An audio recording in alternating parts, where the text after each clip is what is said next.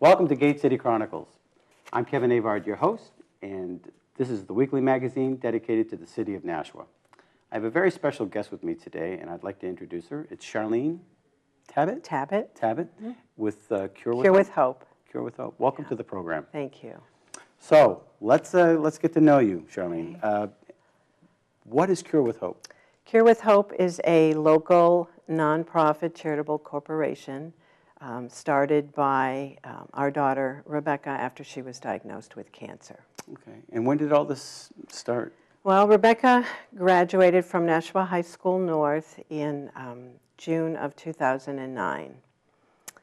You know, anxious to graduate, anxious to go off to college.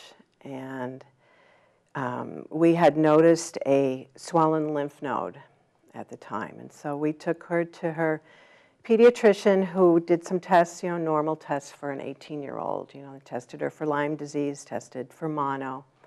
Nothing showed up. You know, he said, you know, we'll just keep an eye on it. Shortly after that, she developed some real severe bone pain. So we took her to the doctor. They did a bone scan and saw some activity in the bone. And that's when we then knew that it was something pretty serious. So we took her to Mass General. It took them a while to get a true diagnosis on her, and the official diagnosis was that she had stage 4 gastrointestinal adenocarcinoma, which had already spread to her lymph nodes and her bones. And it started in the gastrointestinal. Interesting. Yeah. And she had never had any signs of stomach aches or, you know, being, you know, diarrhea or any of that all her life. So in this particular cancer that she had is usually seen in people that are 50 and older. It's very, very rare to be found in an 18-year-old. At the time that she was diagnosed, there were only 4 other young adults her age that were diagnosed with it. Interesting. Yeah. And so tell us a little bit more. She was diagnosed? She was at Mass General Hospital. She was on the pediatric floor. And she had noticed at the time when she was on the floor that a lot of the children got to come out of their rooms, and herself included, and go into this big room that they have there where the children can play games, they can do a craft, they can watch a DVD, they can do the Wii. And she noticed that there was a need for another Wii. At that time, they only had one Wii, and there was a sign-up list for the Wii. The Wii was very popular. And so she wanted to do something. She wanted to raise money so they could buy some more Wiis, so they could buy some current DVDs. And so she came up with the words Cure with Hope, and I remember sitting with her and playing with the words. Should it be Hope for a Cure, Cure for a Hope? And she was the one that decided on the Cure with Hope, and she chose the color purple for the words and for the ribbon because purple is basically for all cancers. The cancer that she had didn't have a specific color. So. Oh, I didn't know that. So I didn't either. I've learned an awful lot through this journey. And so she designed the logo, and she sold bracelets like this one here with the logo on it, and 2 different style T-shirts with the logo. And she did quite well, actually. Sold the T-shirts and the bracelets basically to family and to mostly her friends from Nashua High School North. And so before Rebecca passed away, she asked us to continue Cure with Hope for her. Now, you were there when she was passing away. You were able to say goodbye to her. We were able. And as we were talking out in the hall, you were just talking about how strong she was and how that she's your inspiration. She is my inspiration to continue this for her. You know, someone who is 19, well, she was 18 when she was diagnosed, and to have a stage 4, highly aggressive, nasty cancer but still to look outside of herself and what she was going through and notice that they need more Wiis, or they need more toys, or they need remote controls in all of the rooms on the pediatric floor. So Still able to think of others while she's going through this difficult time. where does that come from when you're 18 years old? Well, I'm sure some of it comes from mom and from dad and from your faith. There has to be that foundation for people to draw from. So I'm still curious, how much did she raise for the first her Well, the fundraising? first donation that we made was $5,000. Wow. And we actually made that donation to Mass General. And what we had learned at the time is that Mass General has another organization called Angels Above, which basically has the same mission statement as Cure with Hope. And so we did give that first $5,000 to Angels Above, because that's where Rebecca was treated. But we decided after she died at Mass General. And so I didn't want to keep any connection with the hospital there. And so I started to look around and call different hospitals in New Hampshire. Now, we're not natives, but we moved to New Hampshire from California when Rebecca was 7 months old. So this was her home. So I called different hospitals looking for a child life program, because the child life programs are the ones that supply the toys and the Wiis and Nintendo DSs and Guitar Heroes. Even something as simple as favorite Band-Aids, favorite slipper socks.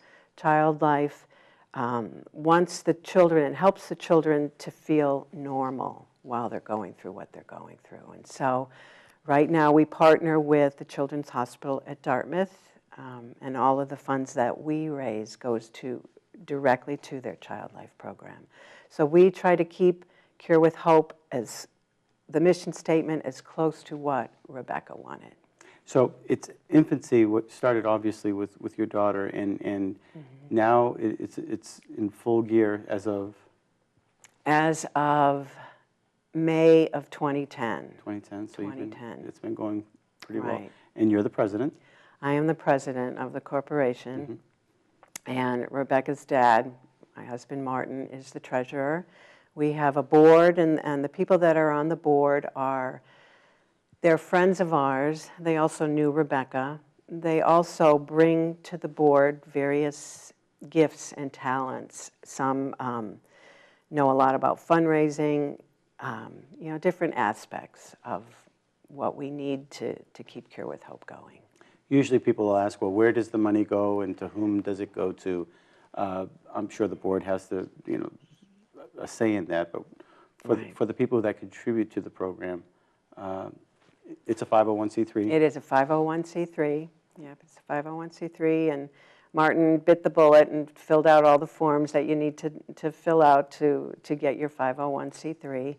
And so all of the money that we raise from, we do different kinds of fundraisers, from donations, from selling various Cure with Hope merchandise that has the logo on it.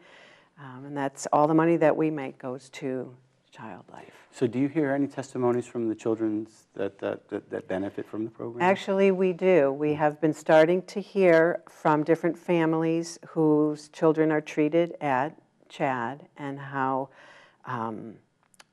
they just are so comfortable in the hospital setting because they have the stuffed animals, or they have the books, or they have the toys and things that they would be playing with at home. And now they get to do that in the hospital. And they're able to stay at the hospital instead of coming from home, bringing in possible contaminants and stuff like that. So exactly. That's very interesting. Yeah. Now, there's an event coming up this June, I believe. There's a big fundraiser coming up. It's called the Second Annual Evening with Hope. And it is a fundraiser June the 1st at Alpine Grove in Hollis, New Hampshire.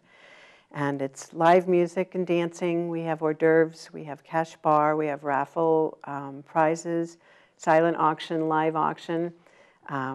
We did this event last year. We're adding on a couple other things this year. We hope to have some fun games. We have a band coming. Eastwood Peak is coming. We actually had such a great time last year. It went by so fast. There's so much planning you have to do for an event, and it went by so fast that we're actually extending it an hour later this time. So, but we were able to raise $10,000 Wow. at that first event. We have an unbelievably supportive community in Nashua that continues to, I am continued to be humbled by their support. So. Well, I'm very honored to have you on the show. Is there anything else that the viewers could know? Is there a website that we have a website. It's curewithhope.org, and all of the merchandise is on the website. We have different T-shirts, we have fleece vests, we have stuffed animals. This was something, the stuffed bear was Rebecca's idea. She never got to see the bear, but she wanted every child, you know, or even anyone in the hospital needs a stuffed animal, but she wanted every child to have a stuffed animal. So all of the merchandise is on the website. You know, all the different fundraisers that we're doing, it's on the website. How much we have donated. Actually, we have donated over $15,000 to the Child Life Program at CHAD. Now, do you accept volunteer work as well? Actually, for the event we do. Basically, a lot of the work for Cure with Hope is done by the board members. And when we have a big fundraiser like the one coming up on June 1st, we have different committee members that help. So a lot of the students from Nashua High School North like to get involved. Many of Rebecca's friends, they pull together different fundraisers, which is just awesome. So it becomes a very big community event. it really does. Yeah. And what's happening is we, meaning the Cure with Hope board, we don't have to look for fundraisers. They're finding it and putting it all together for us, keeping Rebecca's legacy alive. Well, is there anything else you'd like to add to this?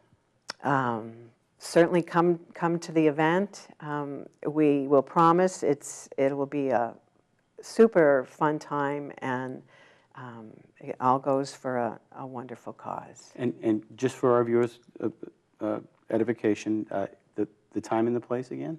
It is June 1st, which is a Friday evening from 7 to midnight at Alpine Grove in Hollis, New Hampshire. And that's just up the road from here. It's not far. Right. It's a very nice place. Yeah. Well, I want to thank you very much for coming on the show. And thank you. Thank you for continuing to do good work. I mean, you're obviously continuing with the legacy left by your daughter. Yeah, thank you. That's quite the honorable thing. And not always easy to do. I can see that. It's not always easy to do, but she touched many lives in the time that she was here and continues to brighten the hospital stay of these children. Well, thank you very much for joining us here with Gate City Chronicle. And if you would like to be part of the program or show up at the event, I'm sure they would truly love to have you on. Absolutely. And so until next week, thank you for watching Gate City Chronicle.